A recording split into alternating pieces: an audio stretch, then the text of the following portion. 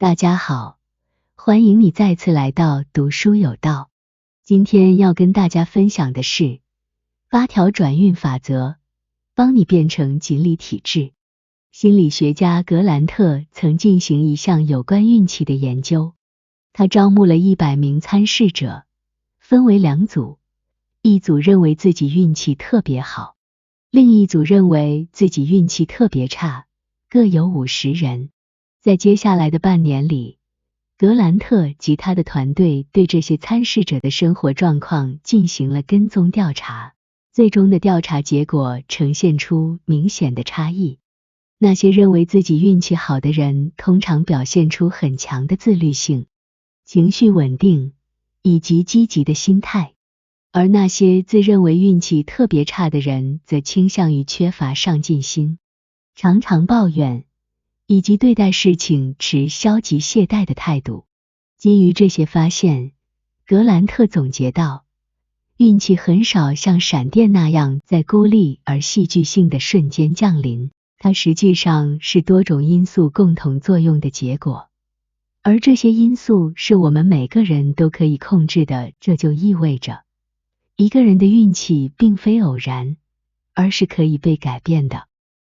今天我们将分享8条转运法则，帮助你培养锦鲤体质，让你的生活变得更加幸运。一定要把视频看完，收获会满满。1. 主动筛选，远离负能量的人。编辑珍妮曾分享她的经历，纽约前锋报刊登过这个故事。珍妮刚刚加入公司时，她和同事丽娜住在同一公寓里。下班后，丽娜频繁光顾珍妮的房间，倾诉工作中的困难和苦衷。随着时间的推移，珍妮也不可避免地开始变得牢骚满腹，整天情绪低落，工作状态急剧下降。直到有一天，领导对她提出了批评，珍妮终于认清，她目前糟糕的生活状态其实始于与丽娜的相识。次日，她果断搬离了这个公寓，生活才重新恢复正轨。财经作家蒂姆指出，人际关系中的正能量和负能量会互相传递，而不幸的是，负能量的传递效率往往更高。充斥着消极言辞的人，会慢慢地使你感到无望。充满负面情绪的人，会将你拉入情感的低谷。渐渐的，你的精力也会逐渐减退，而幸运也将逐渐溜走。主动筛选，早早远离那些负能量的人，是确保自己运势顺遂的明智之选。2. 经常读书，养成阅读习惯。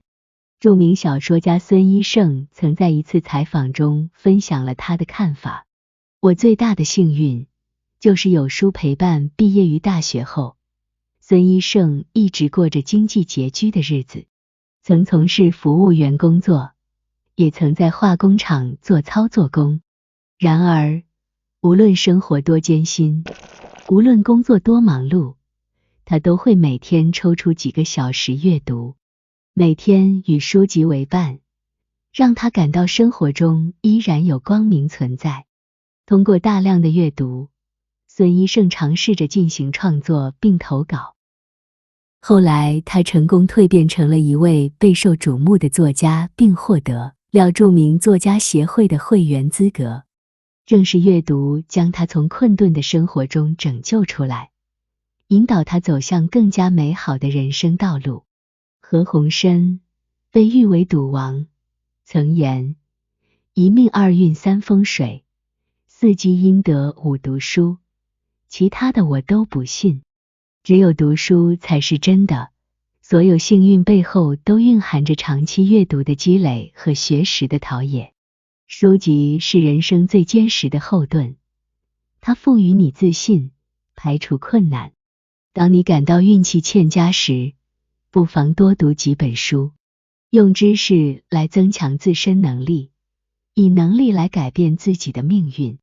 喜欢读书的人，运气永远不会太差。3. 提升认知，保持开放心态。在电影《大空头》中，有一个令人印象深刻的故事。2005年，美国金融市场繁荣，无数投资者纷纷涌入市场。然而，与大家都在疯狂增加投资的情况不同，赛昂资本的创始人迈克尔·伯里却在一次市场研究后，决定抛售手中的金融资产。当时，众人都认为伯里疯狂而愚蠢。然而，3年后，美国次级抵押贷款危机爆发，导致无数投资者破产。与此形成鲜明对比的是，赛昂资本由于提前抛售，不仅避免了巨大损失，还获得了一定的利润。媒体事后将伯里誉为21世纪最幸运的投资者之一。然而，在一次采访中，伯里坦言，在这次危机中，大多数人本来应该做出正确的决策，但他们不愿意思考。受困于过时的观念，这令我想起心理学中的一个概念，叫做信息茧房。当一个人拒绝思考，沉溺于某种固有认知中时，就如同蚕茧一样将自己包裹得越来越紧，最终走投无路。运气不佳通常不是因为能力不足或智商有限，而是因为你内心过于守旧和封闭。商业导师张琦曾说，运气背后隐藏着你的认知，只有始终保持开放心态，持续扩展认知的边界，你才能吸引好运走向你。4. 戒掉拖延，凡事提前行动。在生活中，你是否曾经经历过这样的情景？早晨闹钟响起，原本计划起床学习，但你按下了闹钟，继续在床上偷懒。放假时打算去锻炼，但你却坐在沙发上刷手机，结果一上午都消磨在了虚度上。领导给了你一个方案要求，但你一拖再拖，最终直到最后一天才打开电脑。很多时候，我们常常面对简单而容易完成的任务，但就是总有种拖延的冲动，最终拖延只会让我们一事无成。人间处方提到，拖延只会驱散你的好运。那些习惯拖延的人，常常陷入被动的境地，即使机会来临，他们也会错失良机。前美国总统奥巴马分享了他成功的秘诀，他用了4个简洁的词：总是提前行动。克服拖延的最佳方式就是采取及时行动，减少懈怠，提前行动。这样，当机会降临时，你能够迅速抓住它。5. 放弃侥幸，杜绝差不多思维。美国管理学家克劳斯比说过，即使1%的失误，也会导致100%的损失。很多时候，一个微不足道的细节往往决定着胜败的命运。有一个广泛传播的故事，被称为铁钉效应。这个故事发生在西方历史上的波斯沃斯战役。在决定性的一战前，国王理查3世命令铁匠为他的战马钉蹄。然而，由于缺少一颗铁钉，一匹马蹄没有被牢固地钉好。结果，当两军交锋时，这匹马蹄突然脱落，导致骑士失去平衡。理查国王从马上摔下来。当士兵们看到国王倒地，士气顿时崩溃。理查最终被敌人俘虏。因为一个微不足道的铁钉，一场战争就此失利。弗朗西斯·培根曾说，伟大的成就常源于微不足道的细节，不论做什么事情，都需要从小事入手，不断追求卓越。对待每个小细节的专注，都是积累成功的土壤，是将滴水汇成江河的努力。摒弃差不多思维，认真对待每一项任务，这才是逐渐积累好运的方式。6. 树立明智边界，不要介入他人因果。曾经有个富有同情心的登山者遇到一位备货的挑夫，挑夫步履蹒跚，登山者深感同情，想要帮忙，他一意孤行，主动分担了挑夫的部分重荷。然而，这样的干预让挑夫失去了平衡，两人一起滚了山下。这个小故事反映了现实生活中的情景。很多人喜欢干预他人的生活，试图改变别人的命运，但最终却往往只是让事情变得更复杂。在偷影子的人中有这样一句话，即使是为了对方好，你也不能干涉别人的生活。每个人在这个世界上都有自己的生命任务和经历，我们不能替别人承担他们本应负责的事情，不应该关心的事情就应该松手，减少多余言语就能避免麻烦，少干涉他人就不会招来不幸。学会设定明智的边界，不介入他人的命运，这才能确保自己的生活不受干扰。7. 战胜懒惰，将勤奋视为生活准则。曾经有人向企业家王永庆提出这个问题：您的成功究竟更多的依赖于勤奋还是运气？